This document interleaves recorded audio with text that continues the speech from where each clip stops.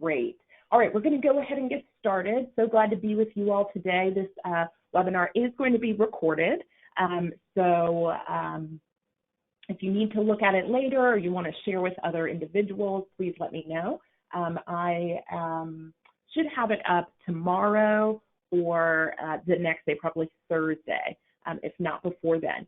So I actually have 10 to 11 here. I don't think it will be that long. I think I had originally said 10 to 10:30, so I'm going to try to get through this as quickly as possible, but still making sure that you all have a good understanding of the material. So we're going to get started here. Okay, great. So most of you know about Volunteer Florida. We're the governor's lead agency for volunteerism and national service here in Florida, and then we also are the lead agency for volunteers and donations before, during, and after disaster. Disasters, our goal is to foster volunteerism across the state. We are developed by statute. We're what's called a state service commission, and all states have one, and they are required in order to receive certain funding streams from the Corporation for National and Community Service. But then our role is broader than that in terms of disaster work as well as volunteer services. So how can we support you? A couple of different things. We have a number of funding opportunities that happen throughout the year that we are always really excited about because they impact Florida in such powerful ways. And I'll tell you about one of them in just a second. And then lots of training, and we'll be building out a lot of resources.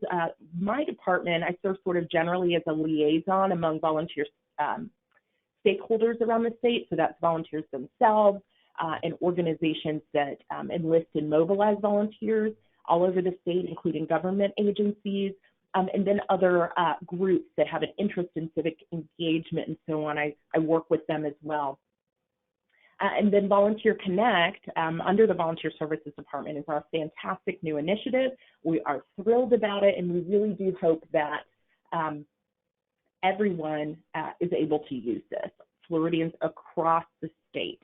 And that we have hundreds, if not thousands, of nonprofits and government entities all over the state that are posting about the opportunities in their communities so that volunteers know what opportunities are available to them and the impact that they can have in their communities. Just to be clear, I don't mean hundreds of thousands in a particular community. That would be too overwhelming, but I just mean across the state that we would hopefully have a long roster of organizations that are posting engaging opportunities for the individuals, families, and groups that are in our state. Most of you are probably familiar, but we do have a wonderful opportunity right now, should your organization have the capacity to provide case management services in areas that have experienced disaster. This is going to be relevant both for the aftermath of Hurricane Irma as well as Hurricane Michael in the Panhandle. So you can go to volunteerflorida.org/grants if you have, or /grants if you have an interest. We also have the Volunteer Generation Fund that is, that funding opportunity is available. I don't have a slide on it, but that opportunity allows you to really grow your skills-based volunteer base for your organization. And skills-based just means the skills that you need for your volunteer opportunity. So it doesn't mean professional skills or anything like that necessarily. So I encourage you to look at both of those opportunities. They may be great for your organization. So specifically with Volunteer Connect, these are kind of the key ways that Volunteer Connect works. You get to promote opportunities. You can schedule volunteers if you'd like to do that. You can track volunteers. You can communicate with your volunteer teams and individuals. And then, of course, we have these trainings that we are thrilled about, not just about Volunteer Connect. We'll be talking specifically about disaster-connected work and using Volunteer Connect, but also trainings on volunteer management. We have a part 2 of a training I did last week that's on Thursday. We'll be talking about supervision and evaluation, a number of areas in the volunteer management cycle for organizations. And you're going to see lots and lots of training opportunities as we move forward in the fall and the spring. So I hope you're able to participate in those. really excited about that. And then our focus as well is on creating just a strong culture of volunteerism around the state, so that individuals recognize that volunteering, and many of you have heard me say this, is not a nice but necessary thing, but that it's a critical part of our social fabric, and that the impact it has on our communities is just far greater than most people realize. And the types of opportunities are far greater than people realize, both the breadth and depth of opportunities in our state. So for today, we'll be talking about these four kind of areas. Really excited to share these with you and talk about it in the lens of enlisting volunteers before, during, and after disasters. So we'll go ahead with volunteers in disasters. In general, just want to do this real quick. The reasons why volunteers want to help during disasters, list of a couple of them: personal benefits. They may have a requirement for service. They really want to help.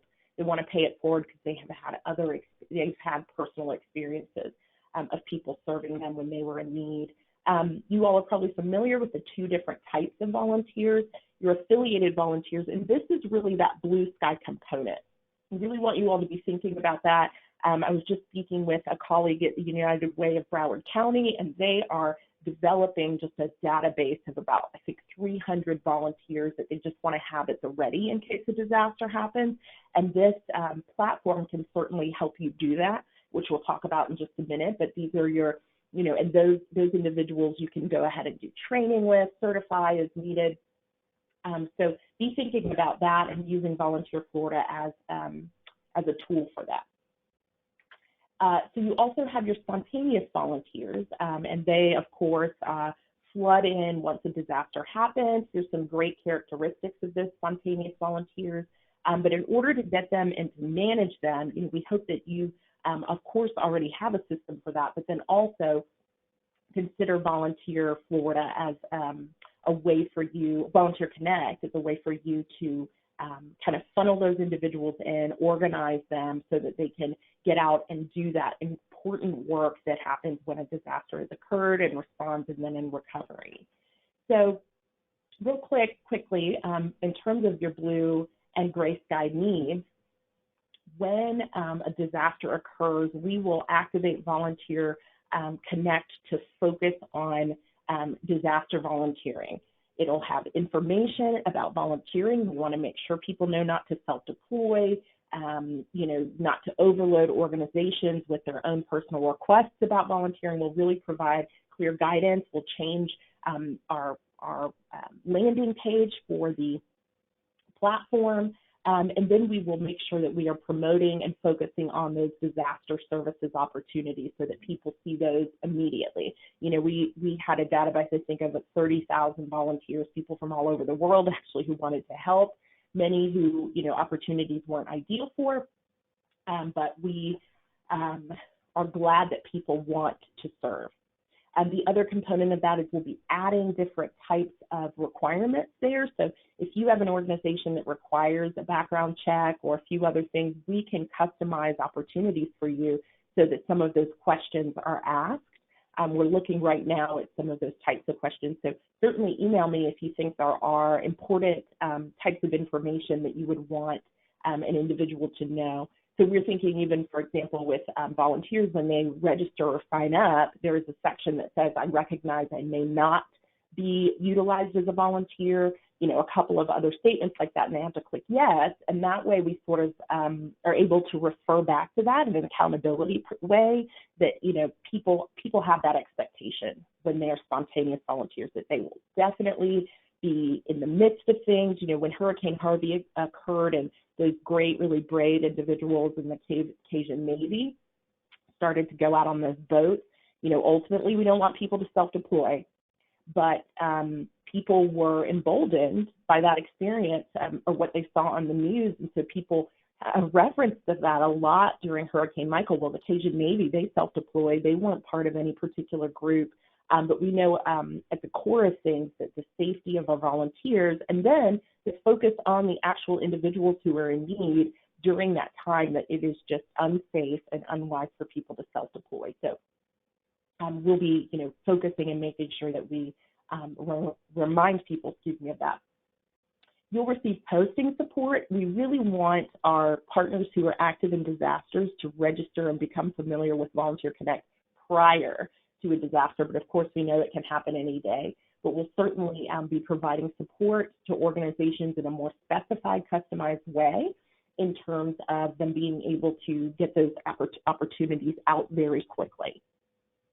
And then once we get into recovery, then organizations will, we can have some trainings that are more like this, that kind of slow things down and go into more detail. And we're really developing kind of policies and procedures about how we will be able to support our partners. And we're hoping that if we can have sort of a core of volunteers who help us, they'll be able to help with that posting support. Certainly, as I mentioned before, the promotion of opportunities, really making sure that people know from our partners what those needs are. And then we'll continue to have our county-specific volunteer database, and I'll explain a little bit more about that in just a little bit. So I do want to go into the management features of Volunteer Connect. Some of you heard this yesterday if you participated, but again, I do want to focus on it through the lens of disaster work. So there's a public site, and that's what everybody has an opportunity to see. That's the search option, that's learning about your organization and your organization profile. Again, using all of the filters for search, and they log into their account through that public site. And remember that with Volunteer Connect, individuals can keep a list of their volunteer activities. And we know that this is so significant. Many people need that community service, as we talked about with spontaneous volunteers. And so you're going to be able to track that within Volunteer Connect, or you can use your own feature to do that. You can at least filter through or just capture volunteers through Volunteer Connect. And I do want to emphasize that you can use any or all of the features of Volunteer Connect. If you just want to post the opportunity, great. You don't have to do any scheduling if you don't want to. Or you can just use it for the scheduling part and then communicate with volunteers, in your own email provider that you use. So again, these are the listed here on the slide, are a couple of the things that individuals can do when they register for Volunteer Connect. And then the sharing portal is a specific portion of the public site, and that's specifically for those of you who are partners, who register with Volunteer Connect. And I recognize all your names, I think. So I think almost all of you, if not all of you, are registered with us. And that portal is kind of where everybody who is an organization does that managerial or promotional work. So I know this is a long list, but it kind of just gives you an idea of all of the ways that we can support you through Volunteer Connect. Again, you can manage and post activities, you can report attendance and the hours for your volunteers, updating your organization information. You can view the contact information for your volunteers. You can just print out a report with their phone numbers and email addresses if you wanted to do that. You actually have a personal volunteer account. If for some reason you're using the same email address as a partner organization as you use for your personal volunteering, both of those are available to you with that same email address. Or of course you can register as a user, for example, separately with your personal address. You can toggle between those two. There's a variety of reports. You can email volunteers and print out check-in sheets, and there's a number of other opportunities. So this is what the Volunteer Connect sharing portal looks like. You'll see on the left, there's volunteer opportunities. That's where you kind of manage those, reporting attendance, contacts, and then focusing on your organization and making sure your profile looks the best that it can, that it provides the key information you'd want people to know about your organization, and then, of course, those important reports. We also have a number of training hyperlinks. Those are going to be customized specific to Volunteer Connect. Right now, they are sort of more general. We are using the Hands-on Connect platform, so we will really be catering those to Volunteer Connect. And we'll be doing that soon so that you all can use that. We're really excited about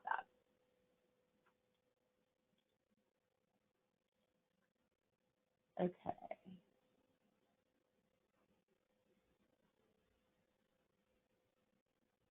All right. So just wanted to emphasize to you all that we have a number of key terms and conditions, and these are listed in the sharing portal when you scroll down. But we really want to make sure that the organizations who are utilizing the site really abide by these. So no political activity, no proselytization, do not request financial support. You are not indicating that Volunteer Florida endorses or supports your organization or its activities, and so on. So keep those things in mind. We really hope that you respond to volunteer inquiries within 3 business days. Of course, during disasters, that changes a little bit. The basic information that you can change about your organization is listed here. And then you can see below your organization contacts and so on. So that's something that we're really excited about. If you, have multiple people, for example, who are managing your opportunities, and keep in mind that you can have multiple people who are opportunity coordinators, meaning maybe for certain opportunities you have one person managing them, and other opportunities you have other people, so you can have multiple people going in and doing that work, which it's great to kind of delegate that responsibility. Just wanted to make sure I pointed out to you guys that blue or gray sky, you really want to make sure that what you are sharing with organizations is, with individuals, families, and groups, is very clear. Okay, so especially during disasters, it may be even worth it to develop some messaging beforehand about maybe your minimum criteria for people who are involved or want to be involved in volunteering, making sure you let them know in the opportunity detail that there will be a background check, or they will need to bring their own tools, or they will need to bring their own water or food, whatever those requirements are. You want to be clear and concise. You want to make sure that you use appropriate grammar and spelling. This doesn't need to be paragraphs and paragraphs of information unless you really feel like that's necessary. You can always put a hyperlink in, and then they can click out to a Facebook message that has more information and so on, or to your organization site. Keep in mind that it's great to have messaging that's consistent throughout Volunteer Connect and your own materials, your own website. And then keep in mind the keywords you think people will look up, and make sure those are part of your messaging, and that way your opportunities are going to show up. Of course, we have a search feature that is a search filter, and people can specifically select disaster services. So I want to go into a couple things about creating an opportunity. And again, keep thinking about that affiliation. If you want people ahead of time that you say, listen, we would love for you to just register so that we know that you are potentially available. Of course, if the disaster doesn't actually hit where you are, we want to know that you're available should we want to or need to mobilize in our area to help serve other people. Again, with Blue Skies, not just disasters, any other type of work that you do in your organization, whether it's education or housing or working with persons experiencing homelessness and so on, we want you generally to be able to use Volunteer Connect to promote opportunities whenever they occur. So, of course, you want to have an opportunity name. Make sure that that is clear. Something like volunteers needed is not going to be helpful for people. You get to use a description. This is what you see is what you get, editor, so you can use bold and italics and all kinds of great things, but you want to be careful with all of that. For certain types of opportunities, all of the opportunities, you can indicate a minimum age. And minimum age, if somebody is with an adult, so if you allow people 16 or 17, 13, 14 to volunteer, you can indicate that. And this is really helpful for people to see ahead of time, so that hopefully they're not asking you in all these emails, how old does the person have to be to volunteer, and so on. And then the number of attendees, you can select that an opportunity is ideal for a group, or if you're just willing to have individuals who need that court-ordered community service. We really want to help all those in our state who are, trying to be productive members of society, or who maybe had some issues or hiccups and are required to do community service. So this is a little different. I organized this a little differently than yesterday, if you attended yesterday. But there are a number of ways for you to schedule and register volunteers. The 2 ways that you schedule them is date and time specific opportunities, and that means that you have specific shifts you want individuals to sign up for. and you can do as registration sign up or express interest. And then we also have a scheduling type called individually scheduled opportunities. And then express interest with schedule and express interest period are the ways that you can register volunteers. You'll see the word occurrence in our tutorials and so on. And in the actual Volunteer Connect sharing portal, because that's the term that they use, but you can always think in your mind that an occurrence is a shift. So again, with date and time specific opportunity, you can indicate that certain number of volunteers. You can define the shifts. This is important if you really want people to come from 10 to 12. You don't want somebody to roll in at 11 and stay till 11:45. This is what you do this for. And this could be a one-time shift, to be, specifically, you can, indicate multiple one-time shifts that don't have kind of a regular recurring pattern to them, or recurring shifts. So I need 5 volunteers every Monday for the next 5 weeks from 10 a.m. to 12 p.m. is an example.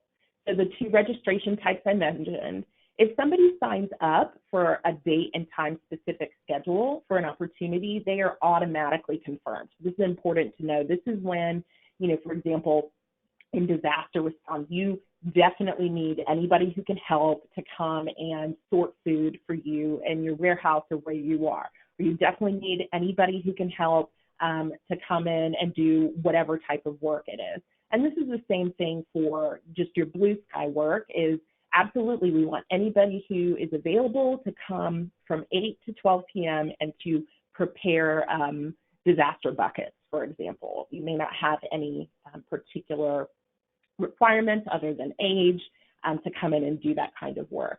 So keep that in mind, that individuals are automatically confirmed. You don't know anything other than their email and their contact information.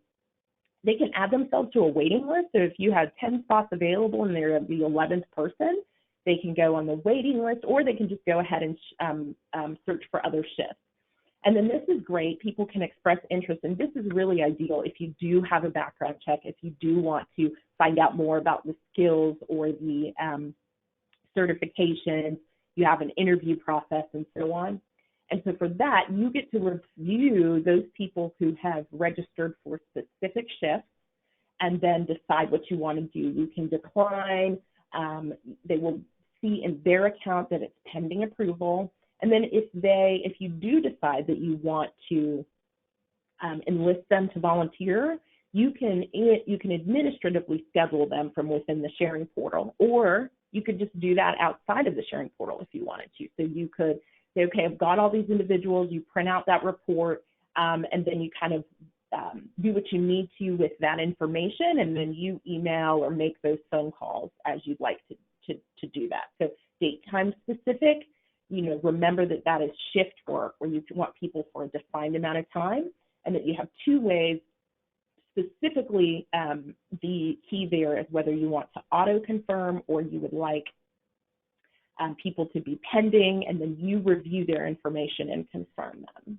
So then the second type of scheduling opportunity is individually scheduled. And when you think of this, think about the volunteer individually scheduling when they're available. That's the way to think about this one. You have a general time frame, and you want people to be able to define what that time frame, what within that time frame would work for them.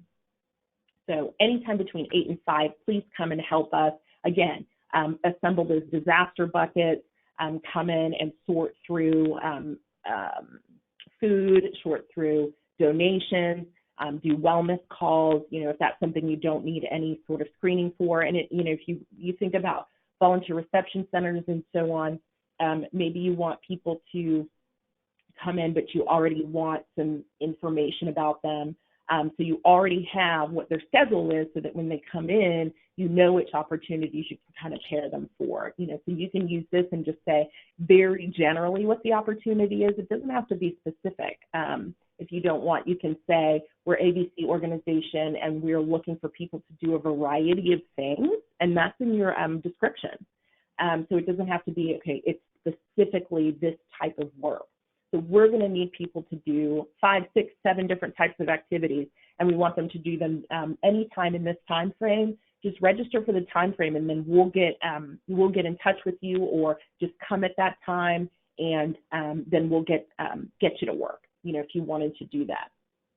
And again, with with individually scheduled opportunities, people are not automatically confirmed. So these are great for that. They can tell you their availability, but you don't have to confirm them necessarily. Or you can go ahead and do that immediately and say, great, we're glad to have you, come on in.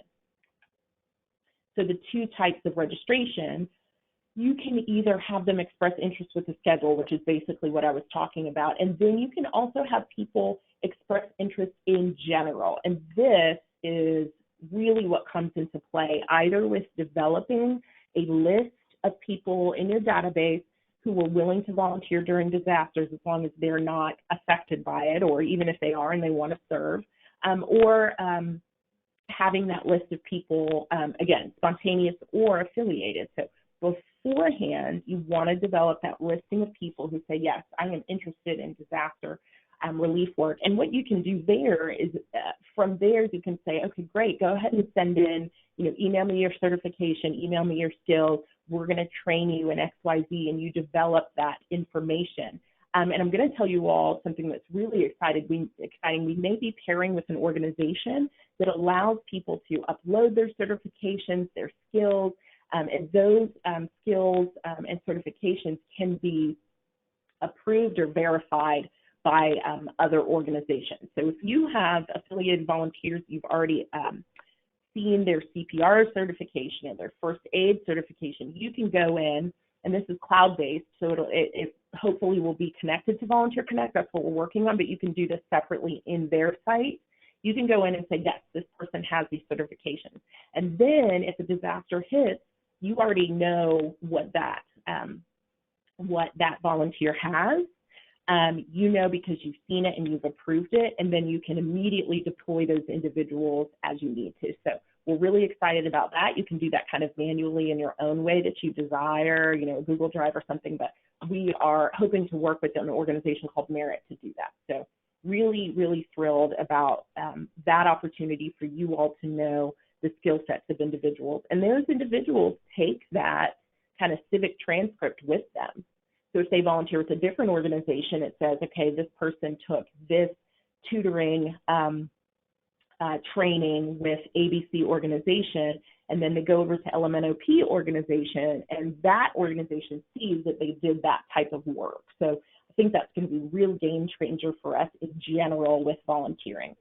So for you to just promote your volunteer work, where you at least want someone to say, okay, yes, I'm interested in this, that individually scheduled opportunity where people just express interest is going to be most important to you.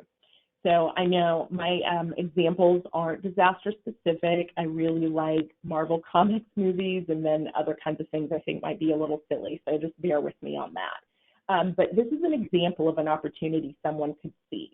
It always is going to have the email address for your organization. You'll see over on the right-hand side the issue area you chose, the requirements that you have, all right there. And then the person just clicks express interest. And you only put a location there. You don't have to put a specific address, which is really great. You can have them email the opportunity leader, and then it tells you kind of that default information that they will be contacted to confirm participation or provide directions. And then you can put in the description, we will contact you if a disaster occurs, or you can say, here's when we are probably going to need you to keep that in mind, but it is just a listing of people interested. And what we're going to be doing during disaster, we did this last time, but we did it through SurveyMonkey, the last several disasters we've had, is individuals are going to register through this type of schedule and registration type.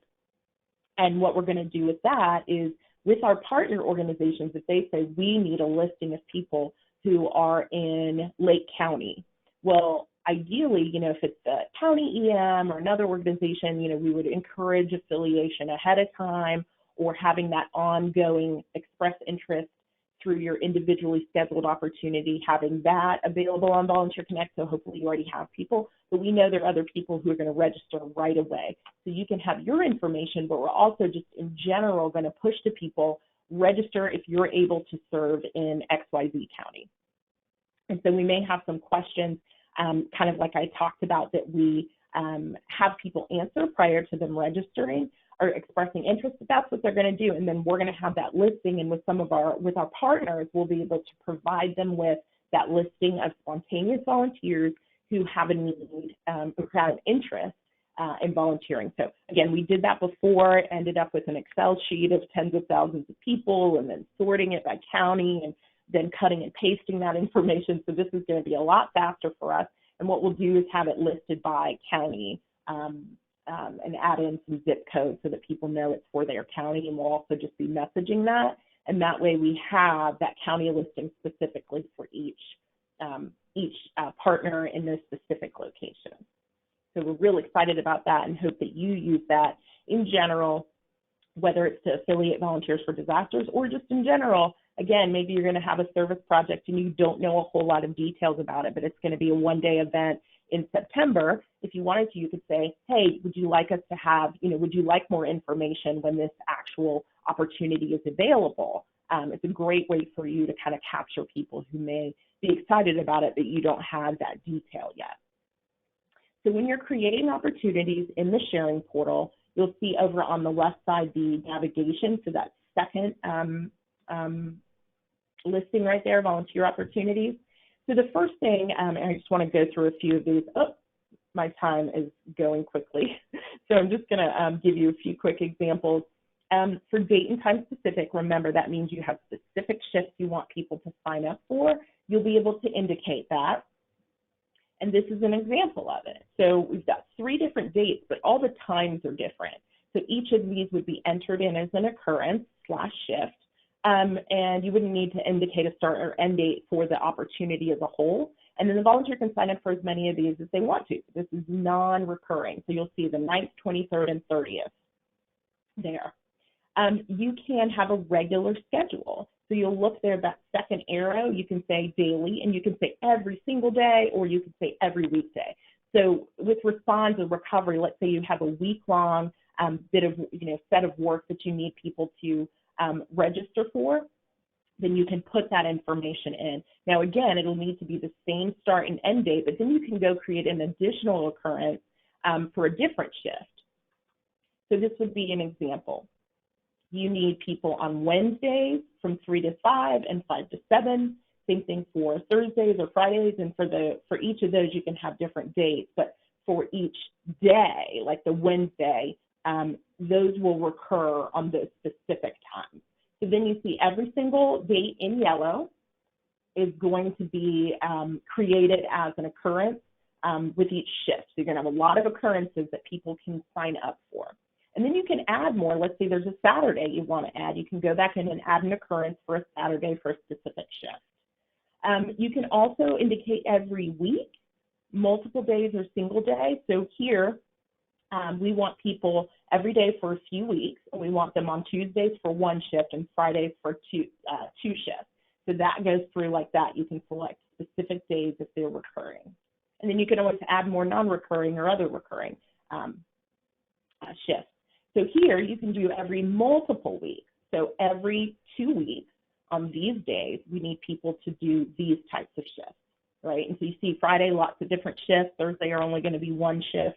And again, if you have varying shifts, you can just do that non-recurring and kind of cater which occurrences you enter. So with months, you can do every first or second Monday of the month, every third Monday of the month or Thursday, and then you can also do the specific day of the month, every 25th, the 25th of every month. So you see here you can do every first Monday, and those will be listed for you, and you could do that shift time would be 2 to 4 every single one of those days. So lots of combinations you can use in order to design those shift listings. This is a quick example of what the volunteer sees. They can scroll through, see all the different shifts that are available. If you have a particular occurrence that you want to name, you can do that. You don't want to have too many different types of names necessarily unless you have that opportunity that has general information. Then people can go through and look at those occurrence names and realize that there's something more specific within the opportunity and register the way that you want. It tells you the volunteer limit and so on, and you can do a description for each occurrence. So very detailed if you want to use it that way. For individually scheduled, remember that's when people use, when people tell you what their shift is within a particular time frame, you're able to add that start and end date, and then you can do the day of the week that you have that need. So you would, if you have different needs for different weeks, you can just do a start date and end date for 1 week and finish that occurrence. And then you can do another opportunity with more information. So we need people every week during these time frames, right? So you select Monday the 1st through the 30th. The shift time, again, for this occurrence, for this opportunity needs to be a set time. And then, or I'm sorry, the shift time you can take out.